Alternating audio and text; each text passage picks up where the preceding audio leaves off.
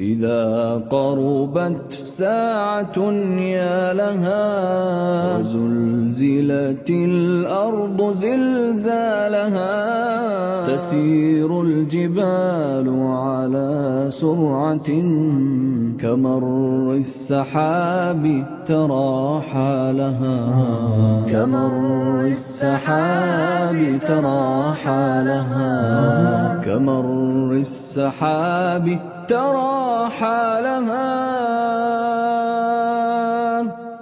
وتنفطر الأرض من نفخة هنالك تخرج أثقالها ولا بد من سائل قائل من الناس يومئذ ما لها من الناس يومئذ ما لها من الناس يومئذ ما لها تحدث أخبارها ربها.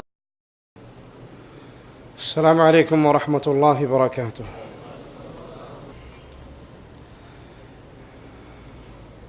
إن الحمد لله نحمده ونستعينه ونستغفره ونعوذ بالله من شرور أنفسنا ومن سيئات أعمالنا من يهده الله فلا مضل له ومن يضلل فلا هادي له أشهد أن لا إله إلا الله وحده لا شريك له وأشهد أن محمدًا عبده ورسوله أما بعد أعوذ بالله من الشيطان الرجيم بسم الله الرحمن الرحيم وإن من أهل الكتاب إلا ليؤمنن به قبل موته.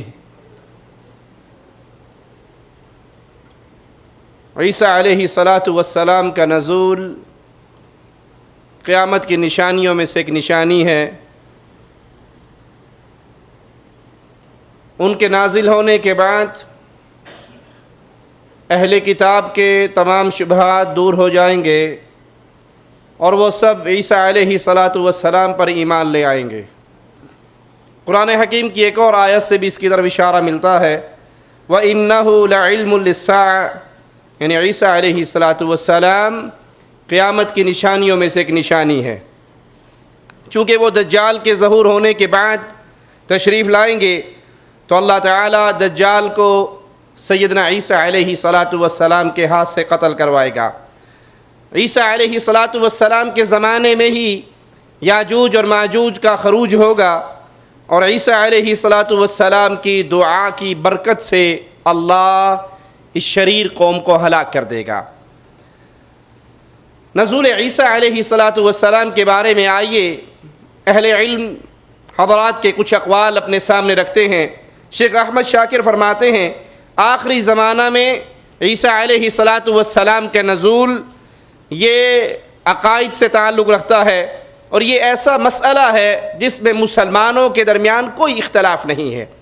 اس مسئلے میں اہل ایمان کے درمیان کوئی اختلاف نہیں ہے کیونکہ اس سلسلے میں بہت سی احادیث رسول صلی اللہ علیہ وسلم ہم تک پہنچی ہے جو صحت کے اعتبار سے بھی صحیح ہے. یہ چیز دین کے بنیادی عقائد میں سے ہے اور جو شخص اس کا انکار کرے جس پر پوری امت اکٹھی ہے، جو شخص اس کا انکار کرے جس پہ پوری امت اکٹھی ہے تو علامہ احمد شاکر فتویٰ دیتے ہیں کہ وہ شخص مومن نہیں ہے. شیخ ناصر الدین البانی رحمہ اللہ فرماتے ہیں اچھی طرح جان لو خروج دجال نزول عیسیٰ کے بارے میں جو احادیث وارد ہوئی ہیں یہ متواتر ہیں، ان کے بارے میں شک کی گنجائش نہیں ہے، ان پہ ایمان لانا واجب ہے. آپ ان لوگوں کے اس قول سے دھوکہ نہ کھائیں جو یہ دعویٰ کرتے ہیں کہ یہ احادیث خبر واحد ہیں. ایسا سمجھنے والے دراصل علم حدیث سے ناواقف ہیں، جاہل ہیں. ان میں سے کوئی بھی ایسا نہیں جس نے ان احادیث کی اسناد کی تحقیق کی ہو، اور اگر وہ تحقیق کرتے تو انہیں معلوم ہوتا کہ یہ احادیث تواتر کے درجے تک پہنچی ہوئی. جیسے کہ اس علم کے امام حافظ ابن حجر رحمہ اللہ اور دیگر ائمہ نے اس کی شہادت دی. یہ امر یقیناً افسوسناک ہے کہ بعض لوگ ایسے موضوع پر گفتگو کرتے ہیں جو ان کا میدان ہی نہیں، جن کے بارے میں انہیں خبر ہی نہیں، جو ان کا فیلڈ نہیں، اور پھر افسوس اس وقت تک اور بڑھ جاتا ہے جب وہ بات خاص دین کے تعلق سے ہو۔ اگر وہ دنیا کے کسی ایسے مسئلے میں بحث کرے جو ان کا فن نہیں ہے، جو ان کا فیلڈ نہیں ہے، تو کوئی حرج نہیں، کیجئے، لیکن جب معاملہ دین کا ہو اور وہ دین کے اندر ایسی گفتگو کریں، ایسے مسئلے میں کلام کریں جو ان کا میدان نہیں ہے، جس کے بارے میں انہیں علم نہیں ہے، تو یہ افسوسناک صورتحال ہے۔ عیسیٰ علیہ السلام کے نزول کے بارے میں عیسائیوں کا عقیدہ، آئیے اس پہ نظر دوڑاتے ہیں۔ ان کا عقیدہ ہے کہ عیسیٰ علیہ السلام اللہ کے بیٹے ہیں، اور اللہ بلند ہے اس کفر سے، اس شرک سے جو عیسائیوں نے اس کی طرف منسوب کیا۔ اللہ کا کوئی بیٹا نہیں، اللہ کی کوئی بیوی نہیں، اللہ کے کوئی ماں باپ نہیں، وہ کسی میں سے نہیں جنا گیا اور اس نے کسی کو نہیں جنا۔ عیسائیوں کا یہ قول کفر کا عقیدہ ہے کہ اللہ کا بیٹا ہے، یہ عقیدہ رکھنے والا کافر ہے، اس کے کفر میں کوئی شک نہیں ہے۔ قرآن حکیم ہمیں خبر دیتا ہے تکاد السماوات یتفطرن من وتنشق الارض وتخر الجبال هدا ان دعوا للرحمن ولدا، قریب ہے کہ آسمان پھٹ جائے، زمین ریزہ ریزہ ہو جائے، پہاڑ ٹکڑے ٹکڑے ہو جائے۔ کس بات سے؟ کس قول کو یہ برداشت نہیں کر سکتے؟ نہ آسمان، نہ زمین، نہ پہاڑ، ان دعوا للرحمن ولدا۔ کفار کا یہ قول، نصارہ کا یہ قول کہ اللہ نے بیٹا پکڑا ہے، اللہ بلند ہے اس کمزوری سے جو اس کی طرف منسوب کی جاتی ہے۔ یہ سابقہ نصارہ کا بھی یہی عقیدہ اور موجودہ نصارہ کا بھی یہی عقیدہ۔ ڈاکٹر طاہر القادری صاحب اپنے ادارہ منہاج القرآن میں جن عیسائی پادریوں کو بلا کے لائے، کرسمس ڈے منایا، اس میں وہ پادری کھڑا ہے، ساتھ قادری کھڑا ہے، اور یہ پادری پھر دعا کرواتا ہے اور دعا کے اندر یہ لفظ استعمال کرتا ہے، اے ہمارے باپ جو آسمانوں میں ہے، اپنے بیٹے اور روح القدس کے واسطے ہمارے اس اجتماع کو بابرکت بنا۔ آپ فرمائیں گے، ہم دعا فرمائیں۔ بشپ صاحب آئے ہم سر کھڑے ہوں، اور بائبل مقدس میں لکھا ہے جب تو دعا میں کھڑا اپنے دونوں ہاتھ خدا کے حضور اٹھا اور ساری امت اور سارے لوگوں کے لیے دعا کر، جو میرے عقیدے سے مسیحی لوگ ہیں وہ میرے ساتھ شامل ہوں گے۔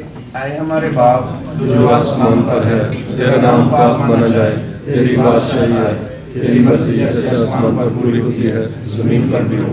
ہماری روز کی روٹی آج ہمیں دے، اور جس ہم اپنے قرضوں کو بخشتے ہیں تو ہماری قرضوں میں بخش، ہمیں آزمائش میں نہ پڑنے دے بلکہ برائی سے بچا، کیونکہ بادشاہ، قدرت اور جلال ہمیشہ تیرا ہی ہے، آمین۔ اور قادر مطلق خدا اس جمعہ کو برکت بخشے، باپ اور بیٹے اور روح القدس کے نام سے، آمین۔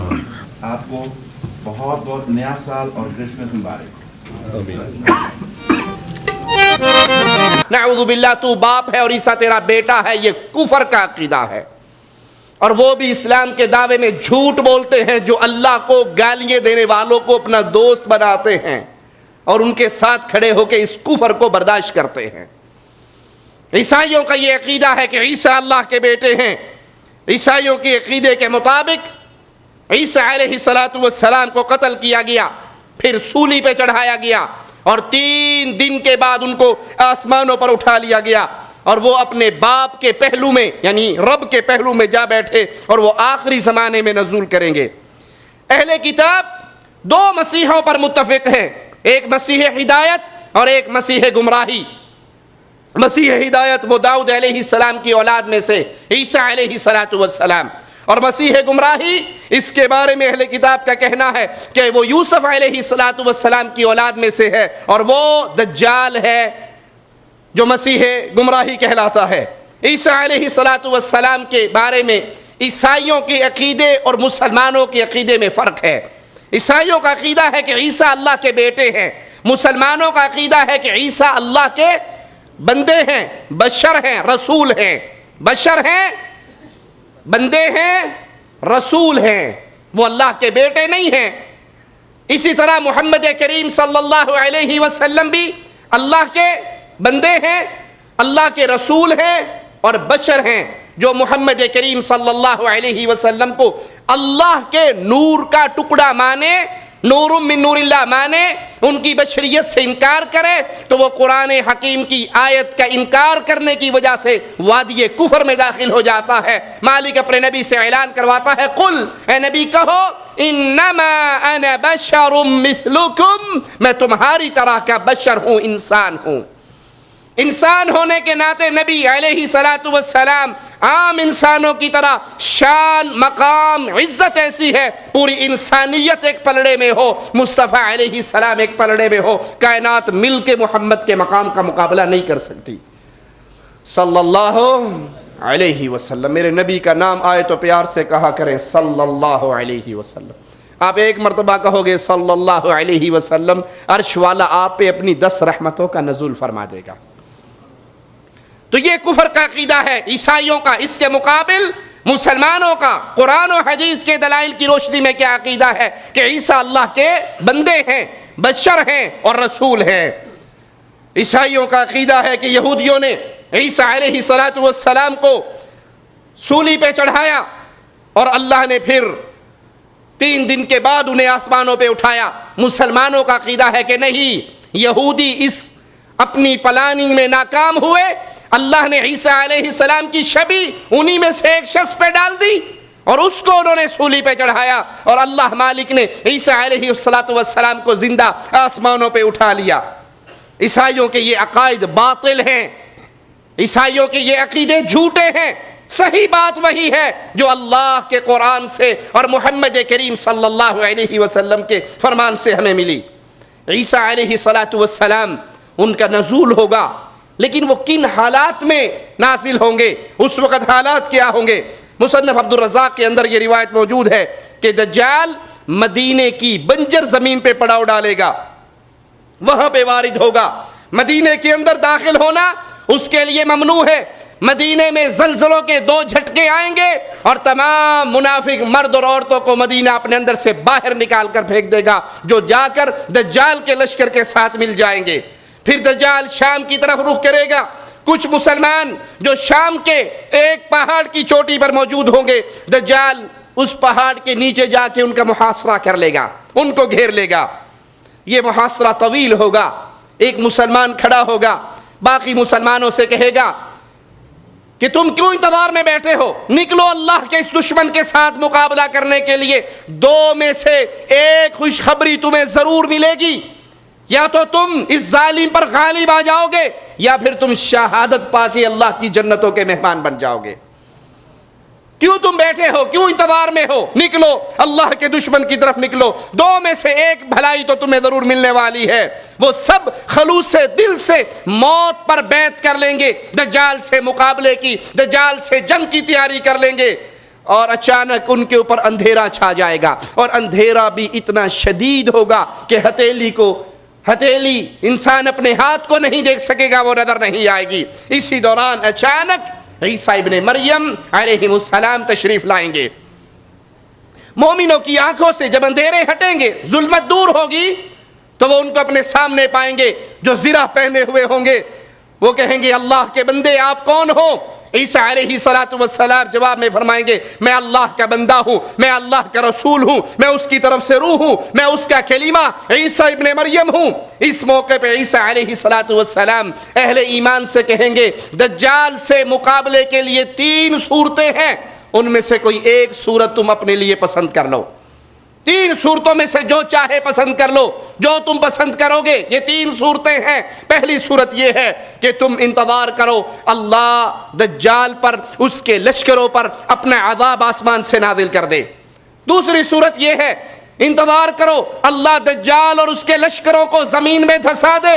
اور تیسری صورت یہ ہے اللہ تمہارے ہتھیاروں کو دجال اور اس کے لشکر کے ہتھیاروں پر غالب کر دے، ان کے ہتھیاروں کو روک لے۔ تمہارے ہتھیار چلیں، دجال اور اس کے گروہ کے ہتھیار نہ چلیں، وہ رک جائیں، اللہ تمہارے ہتھیاروں کو ان پہ غالب کر دے۔ رسول کریم صلی اللہ علیہ وسلم نے اپنی گفتگو جاری رکھتے ہوئے فرمایا اس دن تم دیکھو گے ایک بڑی قوت والا، بڑی طاقت والا، بہت بڑے جسم والا، بہت زیادہ کھانے پینے والا یہودی، اس کی کیفیت یہ ہوگی کہ وہ کپ کپا رہا ہوگا، اور کپ کپاہٹ کی وجہ سے وہ اپنے ہاتھ کے اندر اپنی تلوار کو نہ تھام سکے گا۔ اہل ایمان دجال کی طرف اٹھ کھڑے ہوں گے اور اس پر فتح پا لیں گے۔ دجال جب عیسیٰ ابن مریم علیہ السلام کو دیکھے گا تو سیسے کی طرح پنگھلنا شروع ہو جائے گا۔ سیدنا عیسیٰ اس کو پائیں گے اور پانے کے بعد اس کو قتل کر دیں گے۔ سیدنا عیسیٰ علیہ السلام کہاں اور کیسے نازل ہوں گے؟ ان کے نزول کی کیفیت اور ان کے نزول کا مقام کیا ہے؟ عیسیٰ علیہ السلام کا نزول دمشق کے ایک سفید مینارے کے قریب ہوگا۔ وہ 2 فرشتوں کے پروں پر اپنی ہتھیلی رکھے ہوئے تشریف لائیں گے۔ رسول اللہ صلی اللہ علیہ وسلم نے سیدنا عیسیٰ علیہ السلام کی جسمانی صفات بھی اپنی امت کے لیے بیان کی۔ قربان جائیں محمد کریم صلی اللہ علیہ وسلم پر، اللہ کے نبی نے دین اسلام کا کوئی مسئلہ نہیں جس میں اپنی امت کو پیاسا چھوڑا ہو۔ اور سچ کہا امام الانبیاء علیہ السلام کے صحابی نے آقا علیہ السلام کی وفات کے موقع پر محمد کریم علیہ السلام فوت ہوئے، اس حال میں فوت ہوئے آسمان پہ اڑنے والے پرندوں تک کا علم ہمیں دے کر گئے۔ کوئی مسئلہ دین کا نہیں، اسلام کا نہیں جس میں اللہ کے حبیب جناب محمد کریم صلی اللہ علیہ وسلم نے اپنے ماننے والوں کو پیاسا چھوڑا ہو۔ رسول کریم صلی اللہ علیہ وسلم کی احادیث صحیح بخاری میں موجود ہے جس میں عیسیٰ علیہ السلام کی جسمانی صفات بیان ہوئی ہیں۔ وہ درمیانے قد کے ہوں گے، یعنی نہ بہت زیادہ لمبے اور نہ بہت زیادہ چھوٹے۔ ان کا چہرے کا رنگ سفید اور سرخی مائل ہوگا۔ وہ چوڑے سینے والے ہوں گے، ان کے بال سیدھے ہوں گے، گھنگریالے بال نہ ہوں گے، گویا کہ ان کے سر سے پانی کے قطرے ٹپک رہے ہوں گے، حالانکہ ان کے بال گیلے نہیں ہوں گے۔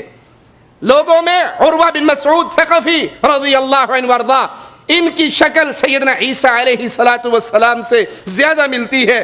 صحیح مسلم میں ہے، رسول کریم صلی اللہ علیہ وسلم نے فرمایا، میں حتیم میں تھا، حرم میں، قریش مکہ نے مجھ سے بیت المقدس کے بارے میں سوالات کرنے شروع کر دیے۔ اللہ کے لیے امام الانبیاء کا یہ فرمان سنیے، اس حدیث کو اپنے سامنے رکھیے۔ یہ حدیث کئی الجھے ہوئے مسائل کو بالکل کھلا کر دے گی۔ جس کو لوگوں نے الجھا لیا ہے، شریعت نے اس میں الجھاؤ نہیں چھوڑا تھا۔ اور اللہ کی شان، یہ حدیث ہے کہاں پر؟ صحیح مسلم میں۔ امت کا اتفاق ہے، بخاری اور مسلم یہ 2 کتابیں صحیح ترین کتابیں ہیں۔ رسول کریم صلی اللہ علیہ وسلم فرماتے ہیں، قریش نے مجھ سے سفر معراج کے بارے میں سوالات کیے، انہوں نے مجھ سے بیت المقدس کے بارے میں بعض باتوں کا سوال کیا، بعض چیزوں کا مجھ سے پوچھا جو مجھے اچھی طرح یاد نہیں تھا، وثوق سے میں اس کے بارے میں کچھ نہیں کہہ سکتا تھا، مجھے یاد نہیں تھا۔ انہوں نے مجھ سے سوال کیا، مجھے اس سے اس قدر تکلیف ہوئی جس کی کوئی مثال نہیں۔ سوچئے اللہ کے لیے، رسول کریم صلی اللہ علیہ وسلم فرما رہے ہیں کہ قریشیوں نے بیت المقدس کی بعض چیزوں کا مجھ سے سوال کیا جس کے بارے میں مجھے یاد نہ تھا۔ وہ سوال کر رہے کہ آپ کہتے ہیں ہمیں معراج ہوئی، میں معراج کر کے آیا، میں بیت المقدس گیا، تو بتائیے بیت المقدس کی چیزوں کے بارے میں۔ رسول اللہ صلی اللہ علیہ وسلم فرماتے ہیں وہ بات مجھے یاد نہ تھی، مجھے اس سے اتنا دکھ ہوا جس کی کوئی مثال نہیں۔ پھر اللہ نے بیت المقدس کو میرے سامنے کر دیا، میں بیت المقدس کو دیکھتا جاتا اور جو قریشی مجھ سے سوال کرتے جاتے میں اس کا جواب دیتا جاتا۔ یہ کہنے والوں کہ محمد کریم صلی اللہ علیہ وسلم کو علم غیب ہے، صحیح مسلم میں اللہ کے نبی کا یہ فرمان موجود ہے، سندن صحیح ہے۔ اللہ کے نبی فرما رہے قریشیوں نے مجھ سے سوال کیے، مجھے اس کا جواب یاد نہ تھا، جواب نہ دینے پر مجھے وہ دکھ ہوا جس کی کوئی مثال نہیں ملتی۔ اگر اللہ کے رسول صلی اللہ علیہ وسلم، میرے ماں باپ قربان ہو جائیں مصطفیٰ علیہ السلام کی عزت پر، عصمت پر، طہارت پر، پاکیزگی پر، لیکن لوگوں علم غیب اللہ کا خاصہ ہے۔ اگر مصطفیٰ عالم الغیب ہوتے تو پھر بتائیے آقا نے یہ کیوں کہا کہ اللہ نے بیت المقدس کو میرے سامنے کر دیا؟ عالم الغیب ہوتے تو ان کے سوالوں کا جواب خود ہی دے دیتے۔ یہ کہنے والوں، اللہ کے رسول صلی اللہ علیہ وسلم حاضر ناظر ہیں، ہر وقت ہر جگہ موجود ہیں، جب بیت المقدس کے بارے میں قریشی سوال کر رہے تھے، اللہ کے نبی صلی اللہ علیہ وسلم کو جواب یاد نہ تھا، تو آپ پریشان کیوں ہوئے؟ آپ کو دکھ کیوں ہوا؟ آپ تو اس وقت مکہ میں بھی تھے، بیت المقدس میں بھی تھے، تو بیت المقدس میں ہوتے ہوئے ان کے سوالوں کا جواب کیوں نہیں دیا؟ آپ کا یہ فرمانا کیا کہے گا، کیا کہلائے گا؟ آپ نے فرمایا اللہ نے بیت المقدس کو میرے سامنے کر دیا، میں بیت المقدس کو دیکھتا جاتا، قریشیوں کے سوالوں کا جواب دیتا جاتا۔ اللہ کا واسطہ ہے، اس حدیث کو سامنے رکھو، اپنے عقیدوں کی اصلاح کرو۔ اللہ کے رسول جو وحی آ جاتی مصطفیٰ علیہ السلام امت کو بتا دیتے، آپ کو پتہ لگ جاتا، اور اگر عرش والا وحی نہ کرتا، مصطفیٰ علیہ السلام کو ان باتوں کا علم نہ ہوتا۔ اگر نبی حاضر ناظر ہوتے تو اسی وقت مکہ میں بھی تھے اور اسی وقت بیت المقدس میں بھی تھے، وہاں سے ان کے سوالوں کے جواب دے سکتے تھے۔ نبی محتاج تھے اللہ کی طرف سے آنے والے علم کے، وحی کے، اور بیت المقدس کے سامنے کیے جانے کے، پھر جواب دیا۔ آقا علیہ السلام فرماتے ہیں شب معراج میں نے اپنے آپ کو انبیاء کی جماعت میں پایا۔ میں نے دیکھا موسیٰ علیہ السلام کھڑے ہوئے نماز پڑھ رہے، اچانک ایک شخص میرے سامنے آیا جو ہلکے گوشت والا، میں نے دیکھا تو وہ عیسیٰ علیہ السلام تھے اور حالت نماز میں کھڑے تھے۔ ان سے زیادہ مشابہت رکھنے والا عروہ بن مسعود، اچانک میری نگاہ ابراہیم علیہ السلام پر پڑی، وہ بھی نماز میں کھڑے تھے۔ ان کے ساتھ سب سے زیادہ مشابہت رکھنے والا شخص تمہارا یہ ساتھی، یعنی خود محمد الرسول اللہ صلی اللہ علیہ وسلم۔ جب میں نماز سے فارغ ہوا، کہنے والے نے مجھے کہا یہ جہنم کا داروغہ مالک ہے، اس کو سلام کیجئے۔ میں ان کی طرف متوجہ ہوا، لیکن اس نے مجھ سے سلام کرنے میں پہل کی اور اس نے سلام کیا۔ مسند احمد میں ہے رسول اللہ صلی اللہ علیہ وسلم نے فرمایا تمام انبیاء باپ شریک بھائی ہیں، تمام انبیاء یعنی ان کی مائیں الگ الگ ہیں، یہ باپ شریک بھائی ہیں، ان سب کا دین ایک ہی ہے، تمام انبیاء کا دین ایک ہے۔ میں عیسیٰ بن مریم علیہ السلام کے سب سے زیادہ قریب ہوں، کیونکہ میرے اور ان کے درمیان کوئی اور نبی نہیں ہے۔ شبہ وہ نازل ہوں گے، اللہ کے رسول صلی اللہ علیہ وسلم فرما رہے بلا شبہ وہ نازل ہوں گے۔ جو نزول عیسیٰ کا انکار کر رہا ہے وہ فرمان محمد کا انکار کر رہا ہے صلی اللہ علیہ وسلم۔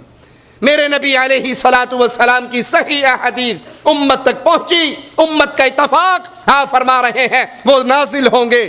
جب تو انہیں دیکھو تو پہچان لینا، وہ درمیانے قد، سرخ اور سفیدی مائل رنگ کے ہوں گے، ان کے اوپر ہلکے زرد رنگ کے دو کپڑے ہوں گے، ان کے سر سے پانی کے قطرے ٹپک رہے ہوں گے، مگر ان کا سر گیلا نہ ہوگا۔ وہ صلیب کے ٹکڑے ٹکڑے کر دیں گے، وہ خنزیر کو قتل کر دیں گے، وہ جزیہ اٹھا لیں گے، لوگوں کو اسلام کی طرف دعوت دیں گے۔ اللہ تعالیٰ ان کے دور میں اسلام کے سوا کسی مذہب کو قبول نہیں کرے گا۔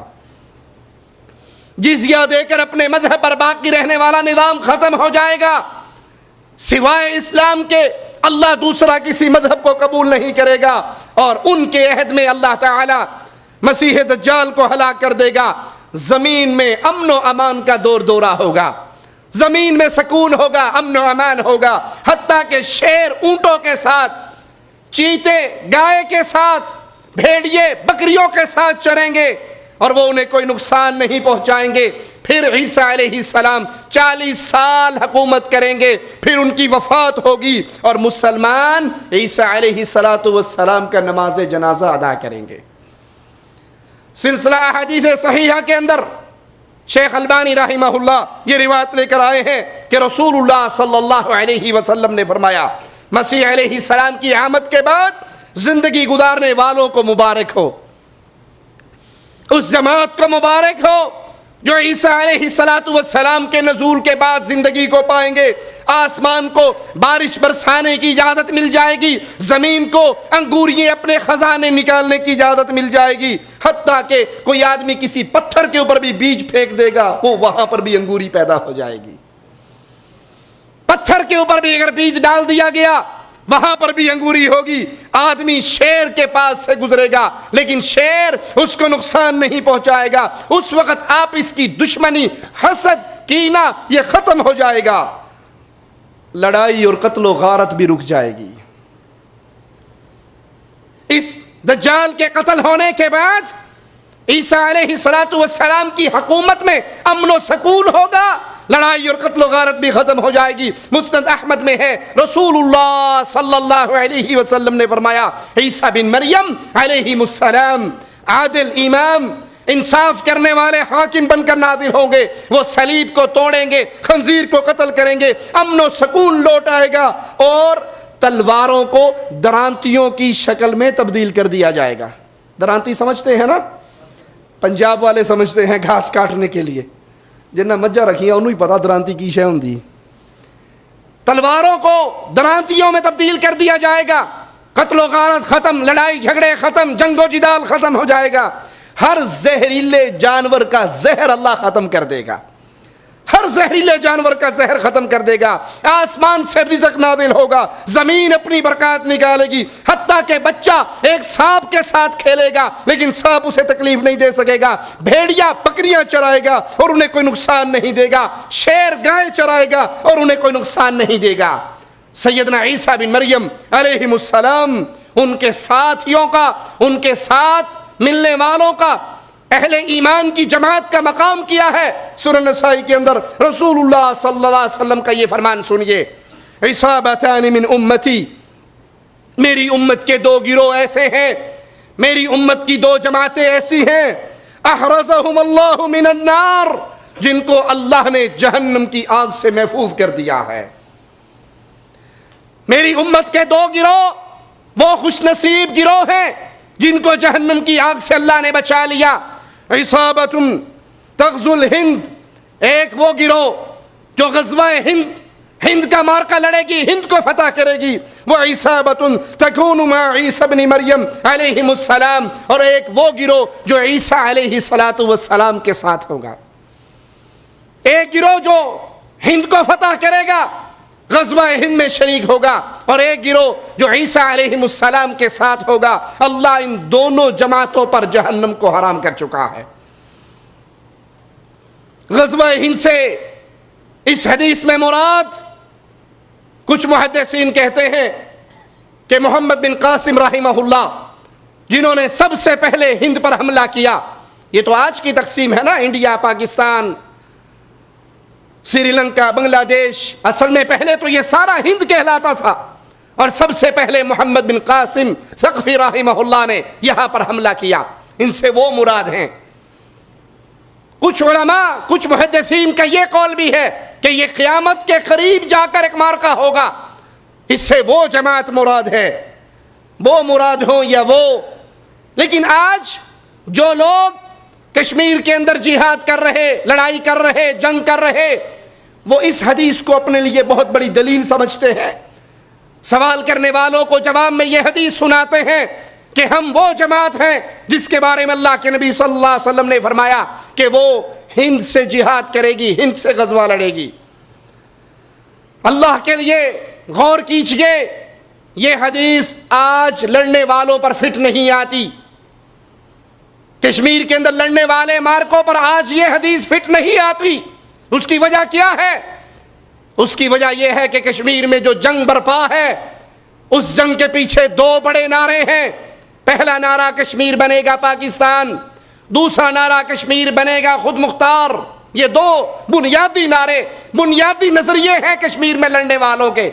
اگر کشمیر پاکستان بنے یا کشمیر خود مختار بنے، دونوں صورتوں میں توحید کا نعرہ نہیں ہے، اسلام کا نعرہ نہیں ہے. یہ وطنیت کی جنگ ہے، یہ ملک کی جنگ ہے، یہ قوم کی جنگ ہے، یہ وطن کی جنگ ہے. اس جنگ کے اندر اسلام کا ذکر نہیں ہے.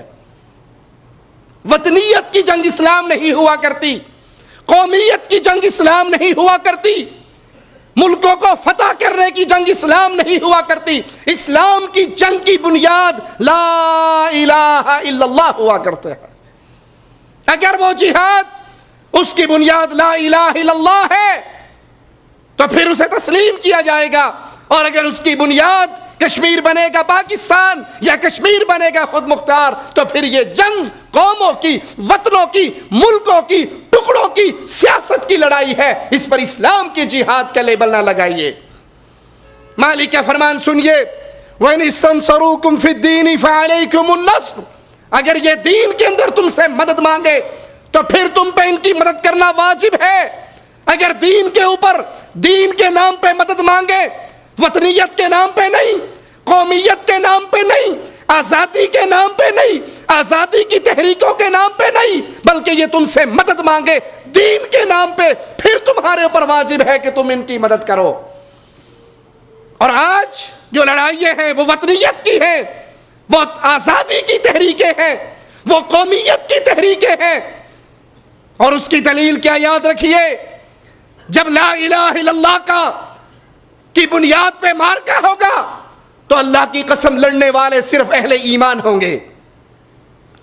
لا الہ الا اللہ کی بنیاد پہ جنگ ہوگی، لڑنے والے موحد ہوں گے، لڑنے والے اہل ایمان ہوں گے، لڑنے والے اہل توحید ہوں گے۔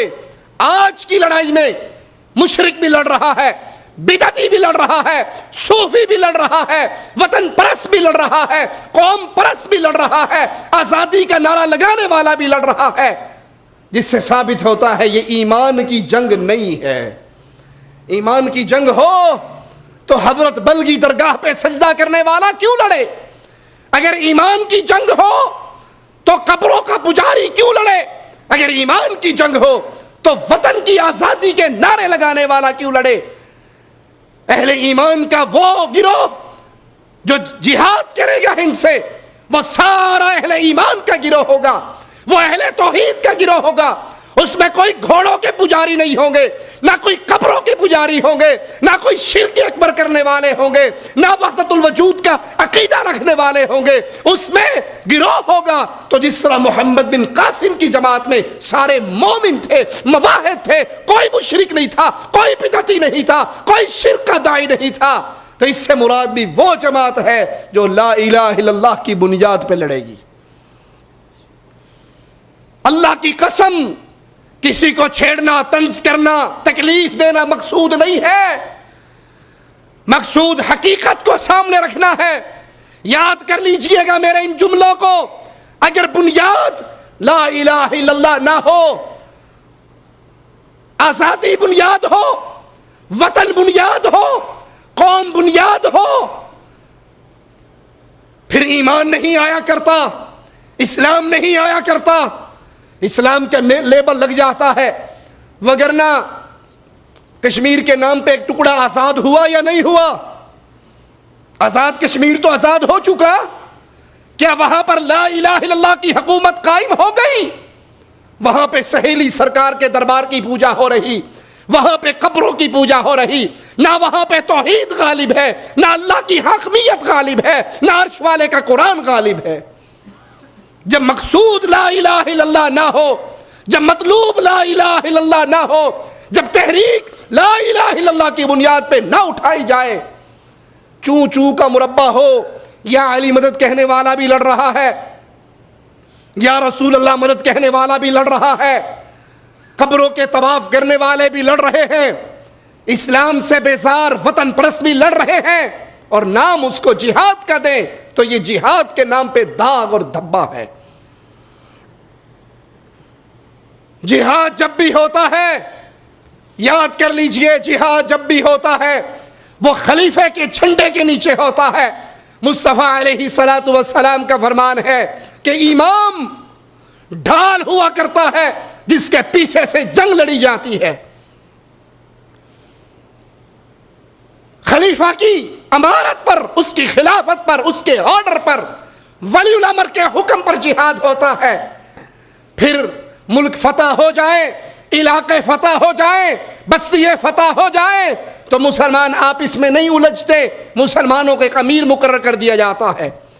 لیکن یہاں تو صورت ہی الگ ہے، کہیں پہ 10 تنظیمیں لڑ رہی، کہیں پہ 15 تنظیمیں لڑ رہی، ہر تنظیم کا اپنا سسٹم، ہر تنظیم کا اپنا چندہ، ہر تنظیم کا اپنا پرچم، ہر تنظیم کا اپنا نعرہ، ہر تنظیم کا اپنا ترانہ، ہر تنظیم کا اپنا لیڈر، اور تنظیموں کے آپس کے چھوٹے چھوٹے اختلاف بھی ہو جائیں، اس تنظیم کے آدمی اٹھتے ہیں دوسری تنظیم کے آدمیوں کو بھون کے رکھ دیتے ہیں۔ یہ خلیفہ کے بغیر جب لڑائی ہو وہ اختلاف افتراق پر باقی رہتی ہے، جب خلیفہ کی حکم سے اس کے امر سے جنگ ہوتی ہے پھر یہاں پر سکون، امن اور شانتی آتی ہے۔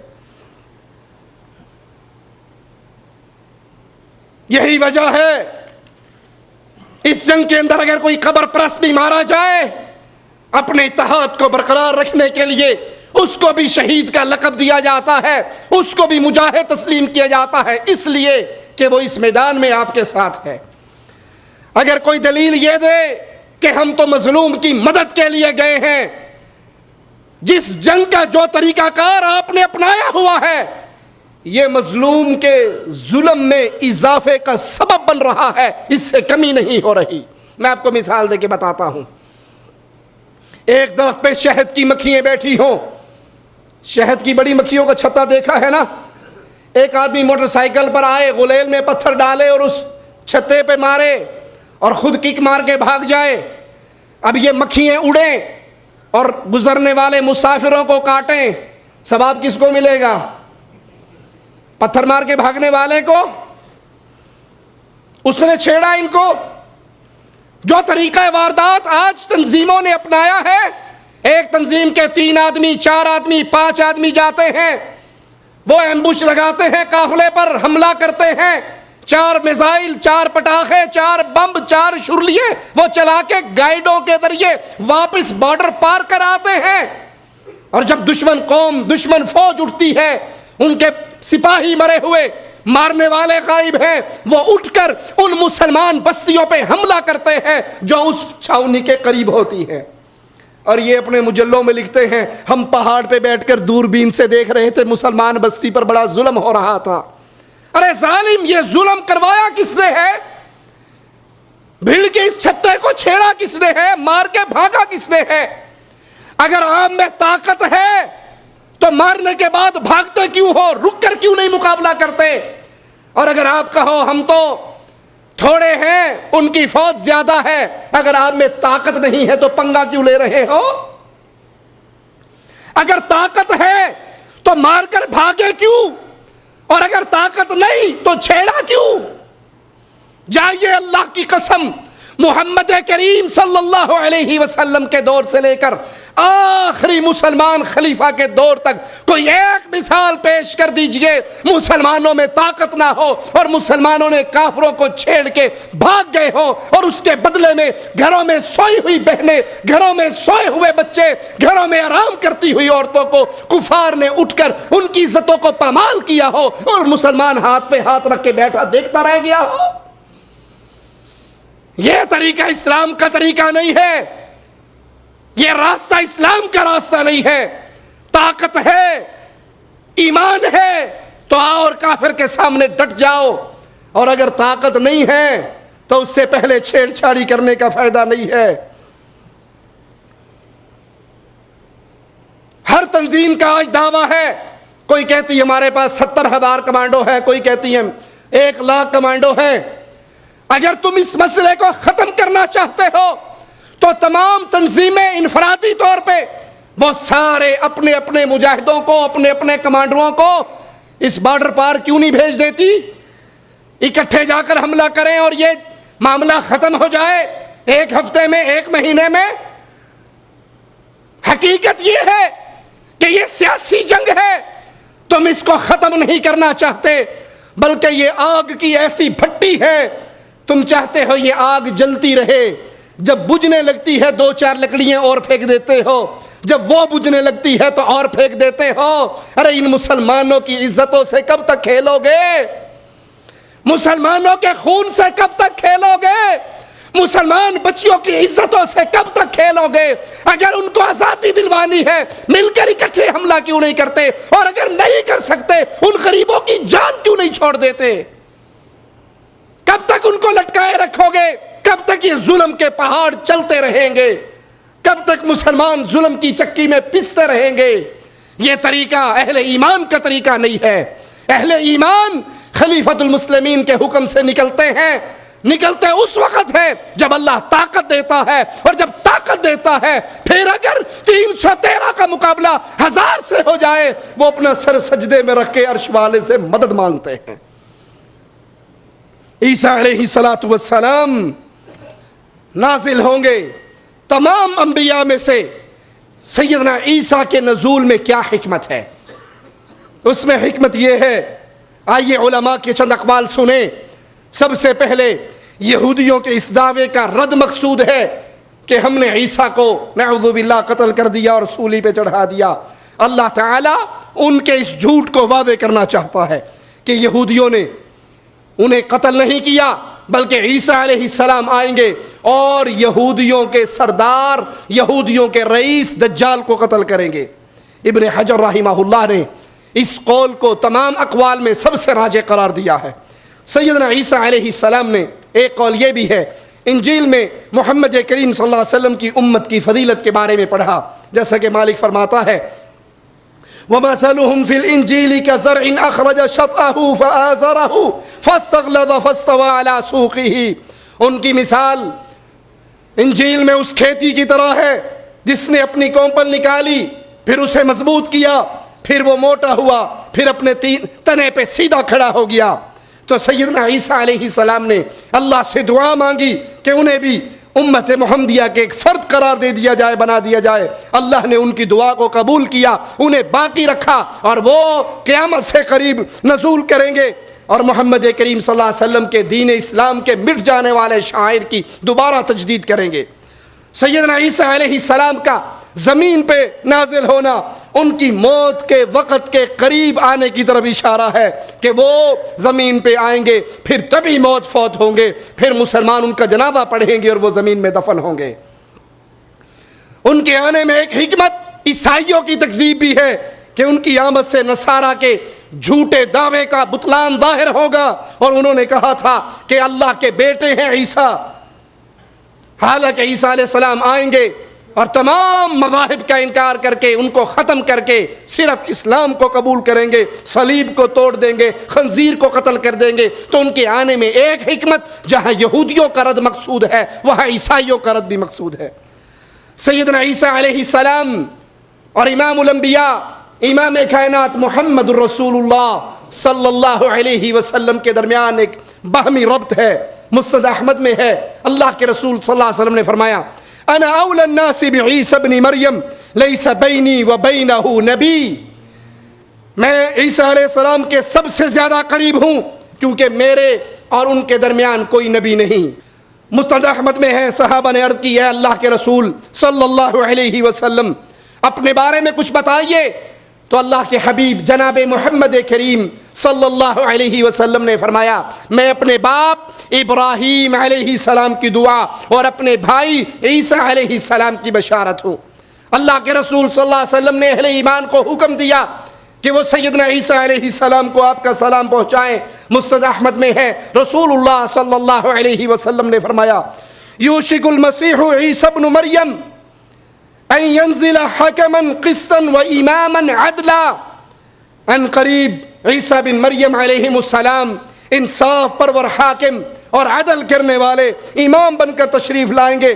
فیقتل الخنزیر، وہ خنزیر کو قتل کریں گے، ویکسر الصلیب، صلیب کو توڑ دیں گے، وتکون الدعوۃ واحدہ، اس وقت ان کی دعوت ایک ہوگی، یعنی صرف اسلام کی دعوت کو قبول کریں گے۔ فَأَقْرِئُوهُ أَوْ أَقْرِئُهُ السَّلَامُ مِن رسول اللہ، تو رسول اللہ صلی اللہ علیہ وسلم کا سلام تم ان کو کہنا، محمد کریم کی طرف سے ان کو سلام کہنا۔ وَأُحَدِّثُهُ فَيُصَدِّقُنِي، وہ اس بات کی تصدیق کریں گے میں جو تمہارے ساتھ بیان کر رہا۔ دوسری روایت میں ہے رسول اللہ صلی اللہ علیہ وسلم نے فرمایا انی لارجو ان طال بی عمر، اگر میری عمر نے وفا کی، میں نے لمبی زندگی پائی، مجھے امید ہے اگر مجھے عمر لمبی مل گئی، ان القا عیسی ابن مریم، کہ میں عیسیٰ علیہ السلام سے ملاقات کروں گا۔ اگر اللہ نے مجھے لمبی عمر دے دی تو میں عیسیٰ بن مریم سے خود ملاقات کروں گا۔ فَإِنْ عَجِلَ بِي مَوْتٍ، مسند احمد کی یہ روایت سنیے، اپنے عقیدوں کی اصلاح کیجئے۔ اپنے ایمان و عقیدے کو محمد کریم کی حدیث کے مطابق بنائیے۔ آپ علیہ السلام نے فرمایا اگر مجھے جلد موت آ جائے فمن لقیہ منکم، تو پھر تم میں سے جو عیسیٰ علیہ السلام کو ملے فلیقرہ منی السلام، تو وہ عیسیٰ کو میری سلام پہنچا دے۔ اللہ کے نبی نے کیا فرمایا؟ اگر اللہ نے مجھے لمبی زندگی دی تو مجھے امید ہے میں خود عیسیٰ سے ملوں گا، اور اگر میری موت کا وقت آ گیا، کیا لفظ استعمال ہوا اس میں؟ موت۔ جو یہ کہتے ہیں نبی کی موت کا ذکر کرنا اور آپ کی طرح موت کی نسبت کرنا یہ گستاخی ہے، یہ کفر ہے، ایسا کرنے والا واجب القتل ہے۔ خود مصطفیٰ فرما رہے ہیں صلی اللہ علیہ وسلم فَإِنْ عَجِلَ بِي مَوْتٍ، اگر میری موت کا وقت پہلے آ گیا، وقت پہلے پورا ہو گیا، پہلے مجھ پہ موت آ گئی، تو تم میں سے جو عیسیٰ کو ملے علیہ السلام اس کو میرا سلام کہے۔ نزول کے بعد عیسیٰ علیہ السلام 40 سال زمین پہ برقرار رہیں گے، حکومت کریں گے۔ مسند احمد میں ہے رسول اللہ صلی اللہ علیہ وسلم نے فرمایا فَيَمْكُثُ 40 سَنَةً ثُمَّ يُتَوَفَّى وَيُصَلِّي عَلَيْهِ الْمُسْلِمُونَ، وہ زمین میں 40 برس ہوں گے، پھر وہ وفات پائیں گے اور پھر مسلمان ان کا جنازہ پڑھیں گے۔ وَإِنَّهُ لَعِلْمٌ لِلسَّاعَةِ، اس آیت کی تفسیر میں سیدنا ابو ہریرہ رضی اللہ عنہ وارضاہ کا قول ہے کہ اس سے مراد عیسیٰ علیہ السلام کا خروج ہے، وہ زمین میں 40 برس تک رہیں گے۔ صحیح مسلم میں ہے رسول اللہ صلی اللہ علیہ وسلم نے فرمایا اس ذات کی قسم جس کے ہاتھ میں محمد علیہ السلام کی جان ہے، عیسیٰ بن مریم ضرور فج روحا کے مقام پر وہاں سے تلبیہ پکاریں گے۔ یہ مقام مکہ اور مدینہ کے درمیانی راستے پر واقع ہے۔ ان کا احرام یا تو حج تمتع کا ہوگا، پہلے عمرہ کر کے احرام کھول دیں گے اور حج کے لیے دوبارہ احرام باندھیں گے، یا پھر حج قران کا ہوگا کہ وہ ایک ہی احرام میں حج اور عمرہ کریں گے۔ تو یہ آیات، یہ احادیث، صحابہ کے یہ اقوال، سلف صالحین کے یہ اقوال ہمارے سامنے اس مسئلے کو سورج کی طرح روشن کر دیتے ہیں کہ عیسیٰ علیہ السلام قیامت کی نشانیوں میں سے ہیں۔ قیامت سے پہلے ان کا نزول ہونا ہے، انہوں نے قیامت سے پہلے تشریف لانا ہے۔ حدیثوں کو سمجھنے کے لیے ایک بنیادی نقطے کو اپنے ذہن میں رکھیں۔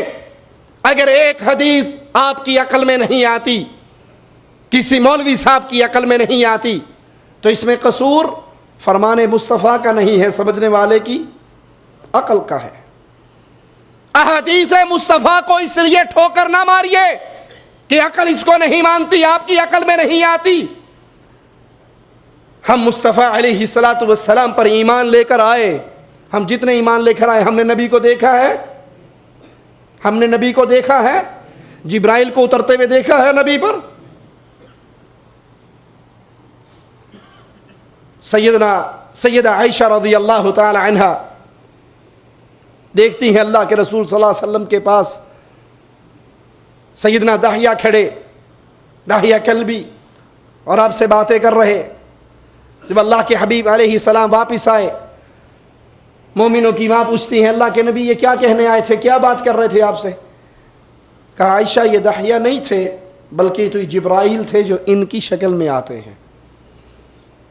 ہم جتنے بیٹھے ہیں اس امت کے جو لوگ ہیں اس دور کے، کیا ہم نے مصطفیٰ علیہ السلام کو دیکھا؟ کیا جبرائیل علیہ السلام کو دیکھا؟ نہیں دیکھا۔ کیا جنت کو دیکھا؟ کیا جہنم کو دیکھا؟ کیا ہم مصطفیٰ علیہ السلام کی فرامین کو سن کر ایمان نہیں لائے؟ کیا ذات مصطفیٰ پر ایمان نہیں لائے؟